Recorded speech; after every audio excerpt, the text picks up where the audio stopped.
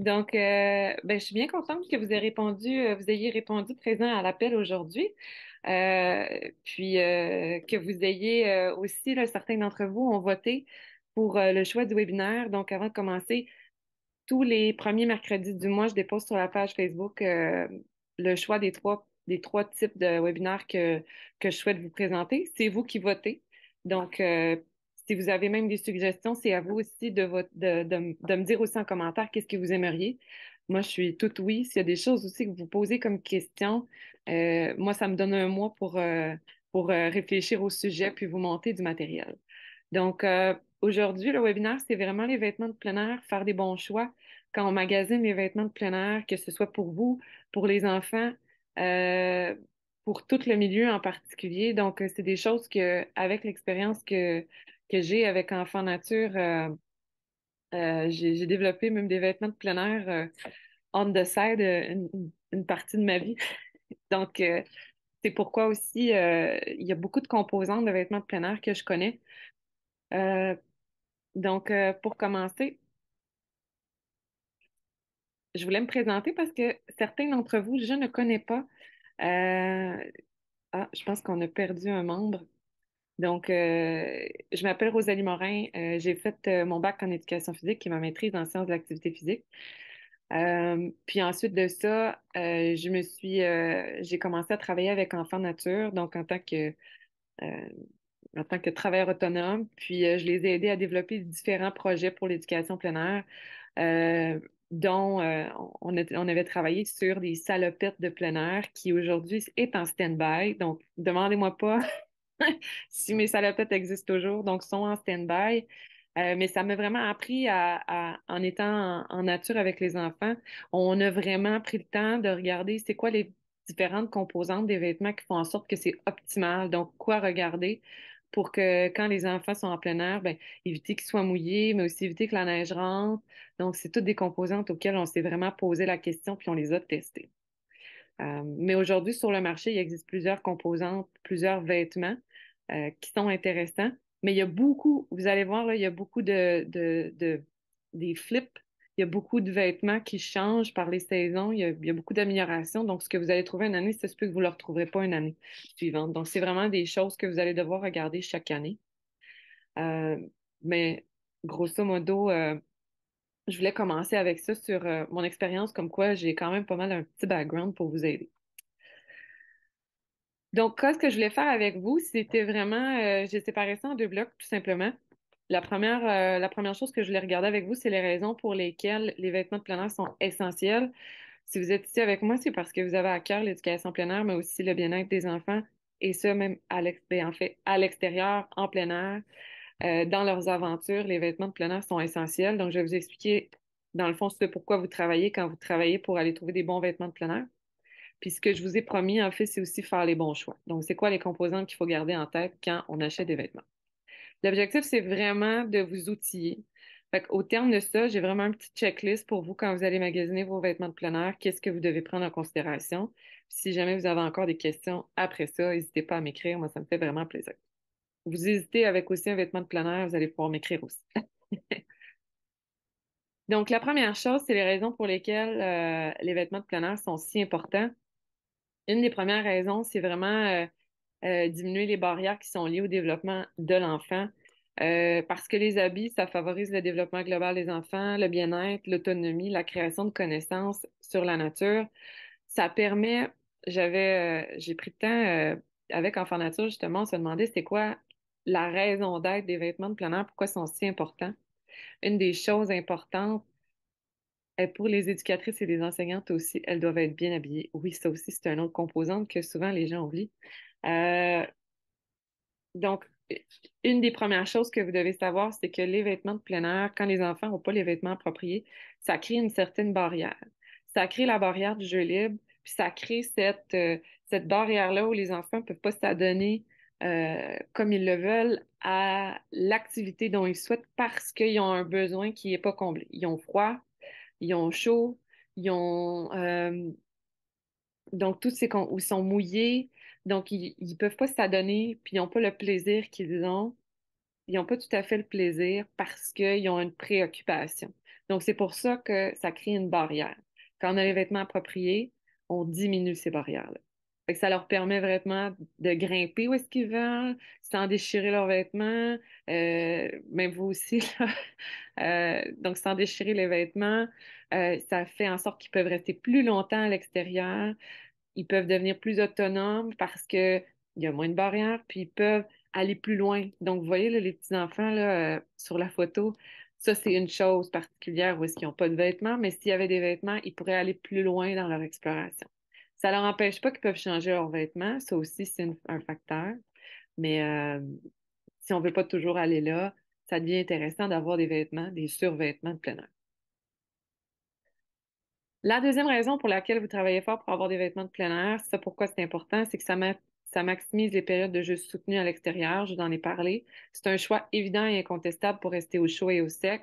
Dans, euh, dans la même étude que j'ai lue, c'était vraiment l'implantation d'un kindergarten, puis où est-ce que c'était vraiment un kindergarten vraiment en plein air, où est-ce que justement il avait dit que avoir les vêtements de plein air, ça tient vraiment à maximiser les périodes soutenues. Quand on veut dire soutenues, c'est qu'on peut rester une plus longue période de temps puis engager les enfants dans un maximum d'activités, leur permettre de bouger davantage. Puis au chaud et au sec, tu sais, quand on a chaud, si nos vêtements respirent bien, ça c'est une chose aussi. Ça nous permet de garder au chaud et au sec. L'autre raison pourquoi les vêtements sont importants, c'est que ça facilite le jeu libre en plein air. Les enfants, ils peuvent choisir ce qu'ils veulent faire, quand ils veulent, à quel endroit aussi ils veulent, que ce soit dans la cour ou dans la nature, parce qu'ils ont les vêtements appropriés. On le sait, tous les enfants sont différents. Il y en a qui ont il y en a qui apprivoisent, il y en a qui apprivoisent les mains mouillées, hein. Il y en a là, des enfants qui ont des gants, ils n'aiment pas ça quand ils ont des gants mouillés. Fait que ça s'apprivoise. Il y en a qui apprivoisent aussi le fait qu'il y ait chaud avec des vêtements. Euh, Quand ça respire bien, ça facilite ce jeu libre-là, ça les engage davantage. Donc, voyez-vous, plus les vêtements sont adaptés, plus les enfants vont être en mesure d'explorer. Fait que c'est ça pourquoi aussi vous offrez des vêtements aux enfants. Mais je tiens aussi à faire un point aussi sur ce que Isabelle a dit. Avoir des vêtements appropriés pour les adultes, c'est aussi important parce que les autres sont un facteur essentiel, même primordial, qui vont faire en sorte que les enfants vont retourner et retourner à l'extérieur. Parce que c'est elles qui engagent aussi le OK, aujourd'hui, on va dehors. OK, aujourd'hui, même s'il pleut, on le fait pareil. Puis moins il y a d'obstacles, plus ils vont le faire. Fait que c'est important quand vous soumissionnez des vêtements, que vous faites la recherche des vêtements, que vous achetez des vêtements aussi pour les adultes, des vêtements appropriés, que ce soit des vêtements aussi pour le CPE ou la garderie. C'est, je vous dis là, c'est un must, là. C'est vraiment un must. Puis on parle aussi de bottes, on parle que ce soit salopette ou One Piece, faites-le, puis assurez-vous que vos éducatrices sont bien dedans. Donc ça ressemble pas mal à ça pour les raisons pour lesquelles vous achetez des vêtements de plein air. En résumé, je vous l'ai dit, on veut diminuer les barrières, on veut maximiser les périodes de jeu soutenues à l'extérieur, puis on veut faciliter le jeu libre. C'est ça pourquoi on achète des vêtements de plein air. Avez-vous des questions jusqu'à venir à date? Non?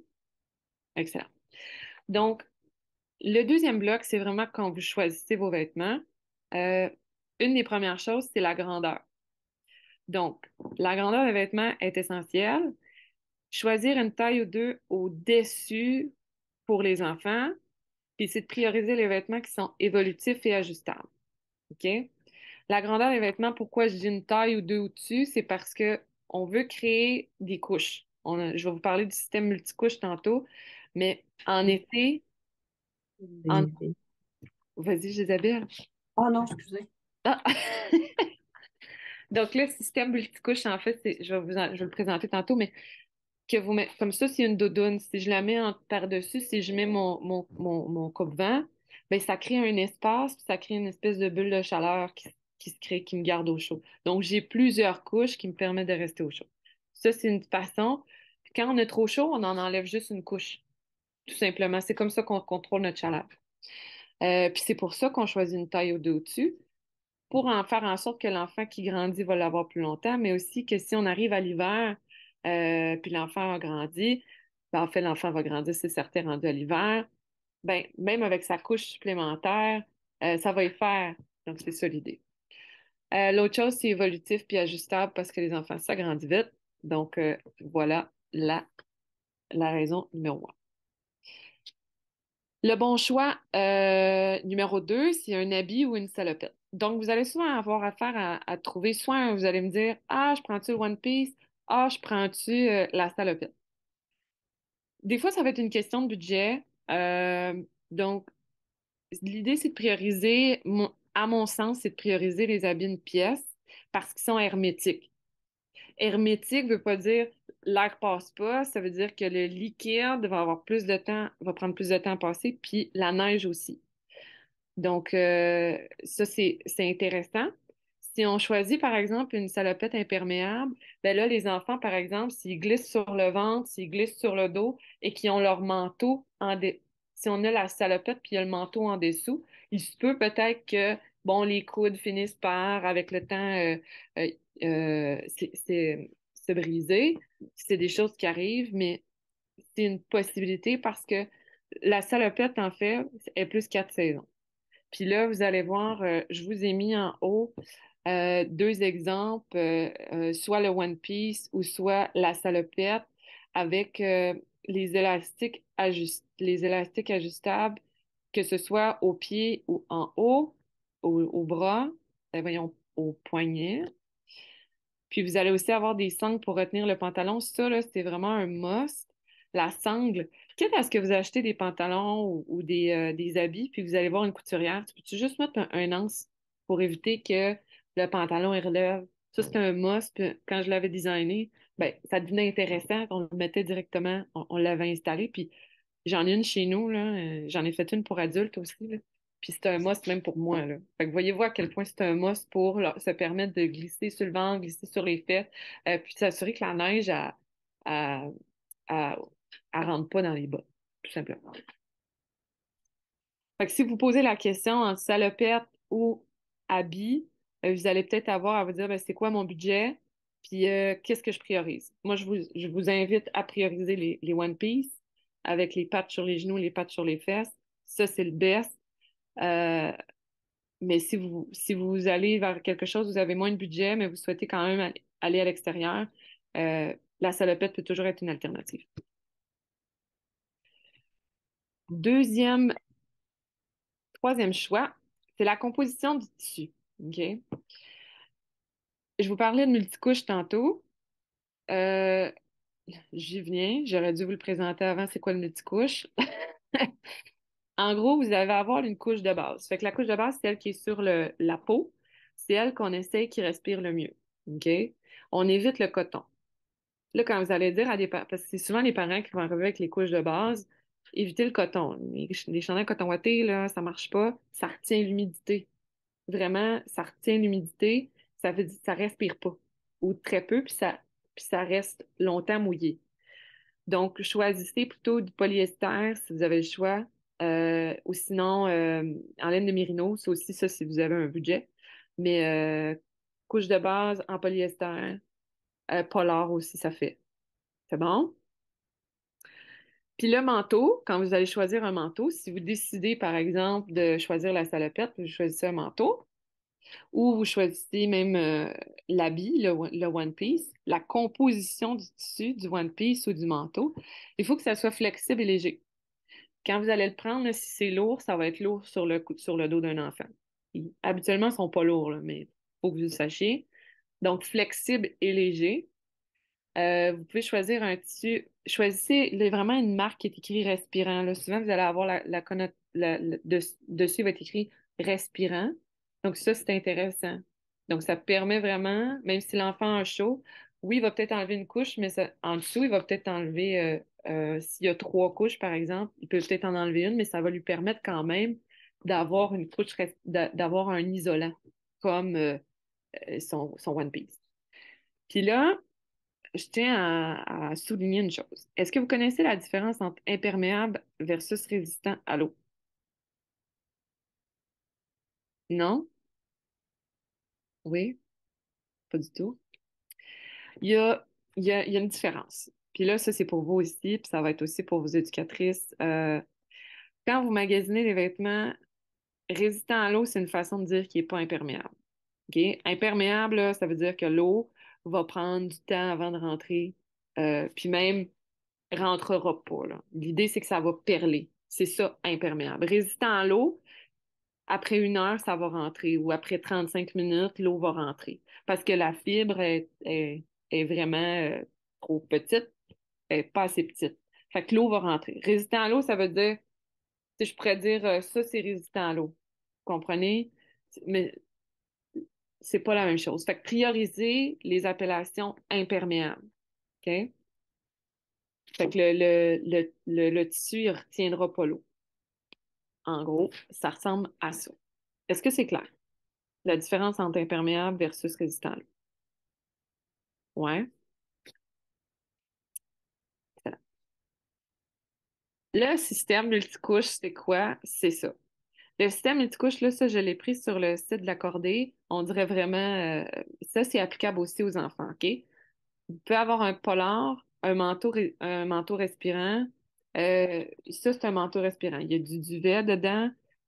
Ça respire bien, le duvet. Il y en a qui sont en synthétique. Puis les manteaux synthétiques, en fait, ils sont moins respirants, mais ils restent plus chauds. Lui, il respire plus, oui, il reste au chaud, mais il garde un peu, il est long à sécher. Le synthétique va être moins long à sécher. Fait que c'est ça la différence. Mais les deux sont bons. Faut juste savoir qu'est-ce que vous priorisez. Fait que un polar, une couche respirante, puis le coupe-vent, parce que c'est souvent le vent qui fait qu'on a froid. Ok? Si vous avez si vous avez la doudoune ou si vous avez ça j'appelle ça une doudoune, là. Si vous avez la doudoune et le polar, c'est une chose. Si vous avez, ça vous garde au chaud, mais si vous avez le coupe-vent, c'est ça qui coupe le froid. Fait qu'il faut vraiment, ça, c'est le système multicouche. Donc, vous pouvez avoir l'enfant avec le polar, vous leur fournissez une doudoune et vous leur fournissez aussi soit la salopette ou bien tout simplement le manteau aussi. Fait que si c'est des possibilités, vous pouvez toujours aussi dire, moi, j'achète juste le One Piece puis ça finit là. Mais je vous le dis, pour gérer la chaleur, dans tous les cas, le système multicouche, c'est intéressant. C'est bon? Les bottes imperméables. On est rendu aux bottes. Les bottes, quand vous choisissez des bottes, c'est important de faire attention au poids. Fait qu'il y en a qui vont être lourdes, il y en a qui vont être légères. Donc, le poids des bottes est important. Je vous conseille d'en acheter une paire, de regarder, voir comment les enfants marchent avec, parce que c'est eux autres qui vont les mettre. Même chose pour les éducatrices, est-ce qu'ils sont confortables dedans? De choisir aussi une taille au-dessus avec chaussettes laine plus il y a un espace, là, quand vous avez un gap d'espace, ça crée vraiment un coussin d'air chaud. C'est ça qui va garder les vêtements chauds. Puis les bas de laine, parce que les bas de laine, ça respire. Je voulais vous dire, quand j'étais avec Enfant Nature, on travaillait beaucoup avec les bottes Bugs. Les bottes Bugs, euh, ils sont bonnes 4 saisons, sont chaudes pour l'été, mais quand même sont confortables. Fait qu'il y a vraiment un bon support.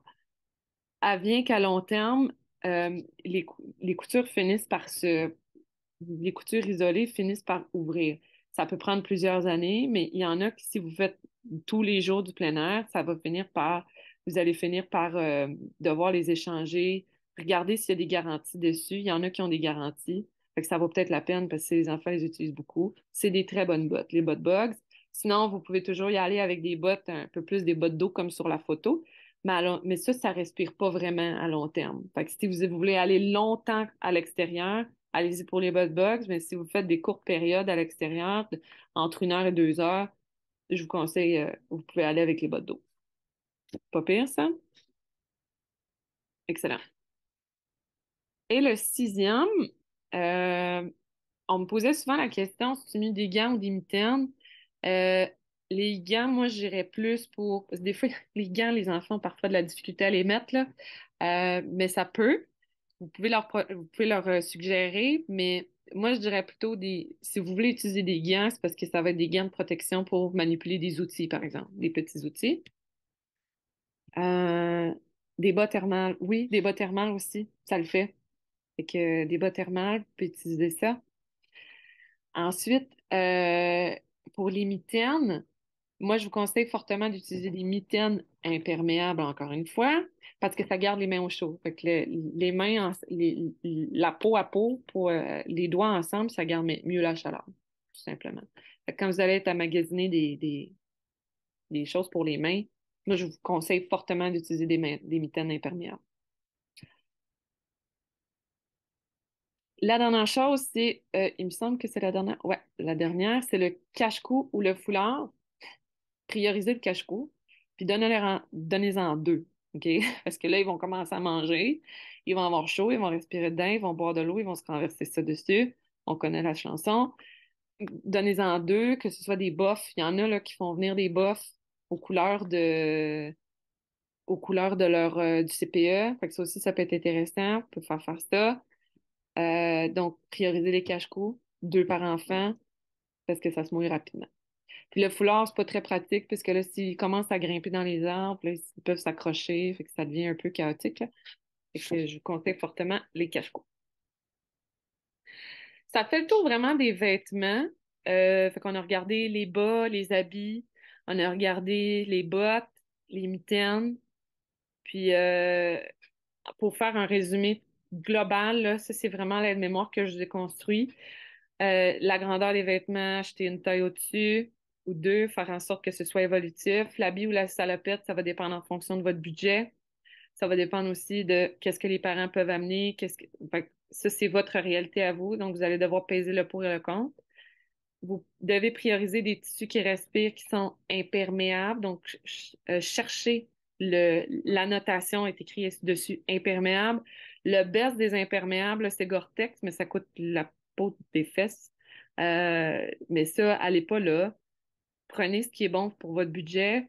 Pesez le pour et le contre. Des fois, ça vaut la peine de mettre une centaine de dollars de plus parfois. OK? Le système multicouche pour gérer la chaleur des enfants, aussi en fonction des saisons. D'accord? Les bottes imperméables combinées avec des chaussettes de laine ou en thermales, comme dit Sonia, je vais regarder. Thermales, fait que les bottes thermales. Et ensuite, les mitaines imperméables sont recommandées et le cache-cou aussi. Là, ça, je voulais mentionner un petit peu plus tôt. Achetez des vêtements comme, vous pouvez achetez-en un de chaque ou deux de chaque pour que vous puissiez les tester auprès des enfants. Ça, c'est hot. Mettons, vous dites, OK, j'achète deux kits, là. J'achète des mitaines, des bas, des bottes, puis une doudoune. L'enfant, il arrive avec son ensemble en polar ou son ensemble en polyester, là. Donc, avec ses combines en polyester pour l'hiver, ben, essayez-le. Est-ce que l'enfant est confortable dedans? Testez-le, parce que c'est des gros montants. Puis souvent, on veut s'assurer qu'on achète la bonne chose. Puis il y en a des fois, hey, on a vu quelque chose sur Amazon, c'est pas cher, on va l'acheter. Essayez-le avant d'acheter des trop grosses quantités. Je vous le dis, ça va vous sauver bien des sous. Fait que ça ressemble pas mal à ça. Avez-vous des questions?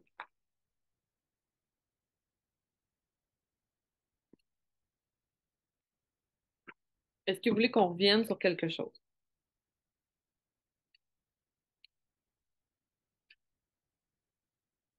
Est-ce que vous avez appris quelque chose?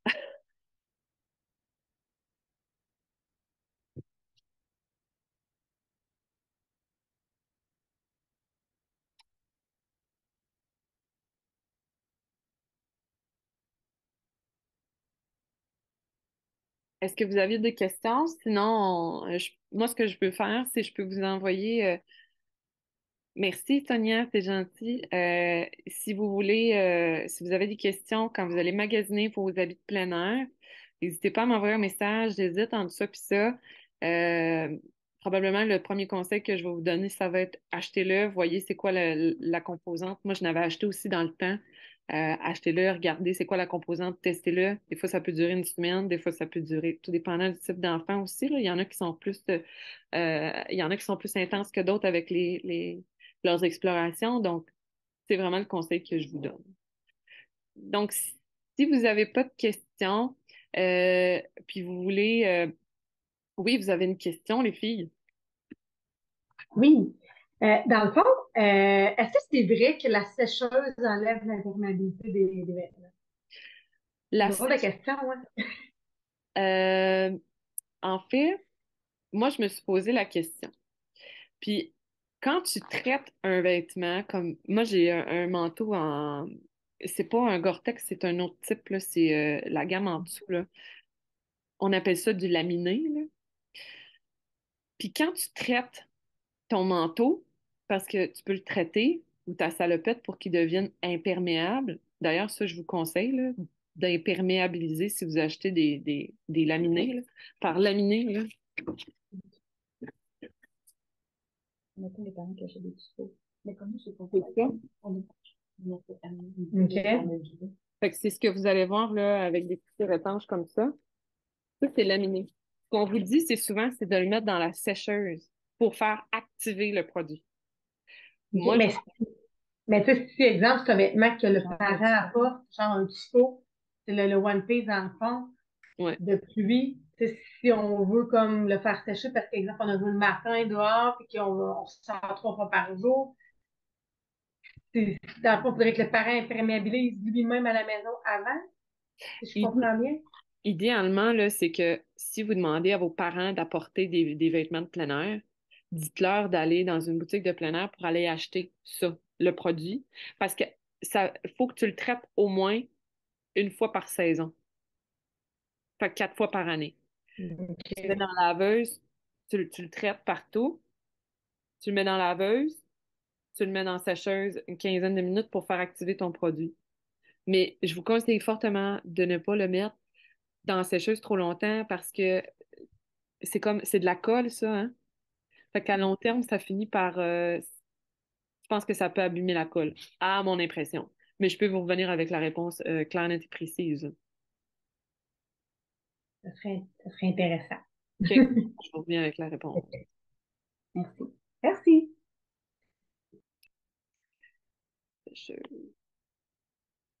Est-ce que vous aviez d'autres questions? Non, ça va? Euh, donc, c'est juste pour vous dire, les prochaines formations, là, il y en a. Donc, le mois de mai s'en vient. Il y a la première formation aménagée, naturaliser sa course. Si vous ne l'avez pas encore suivi, ça peut être intéressant. Les pièces et matériaux du libre le 17 mai si ça vous intéresse. Puis le prochain webinaire que vous pouvez mettre aussi là, à votre agenda, c'est le 24 mai. Le sujet, comme je vous ai dit, c'est vous qui votez pour votre sujet. Si vous souhaitez, moi, aller voter, ça va être à partir du 3 mai à 2 heures. Fait que vous pouvez aller vous abonner sur ma page si vous ne l'êtes pas déjà. Puis d'ici là, ben, si vous avez des questions sur vos vêtements de plein air, n'hésitez pas à me réécrire. Puis si je n'ai pas la réponse pour vous, je vais vous la trouver. C'est bon? Je vous remercie énormément d'avoir participé, puis ben, on se voit peut-être le mois prochain, puis sinon, ben, on va se voir, sinon, on va se voir peut-être à une formation. Puis si vous êtes présente, moi, juste vous dire, je vais être au colloque à prendre un ciel ouvert cette semaine, vendredi. Fait que si on se voit là, on va se voir là. Si vous êtes là, on va se voir là. Et je vous souhaite une belle journée, puis à la prochaine.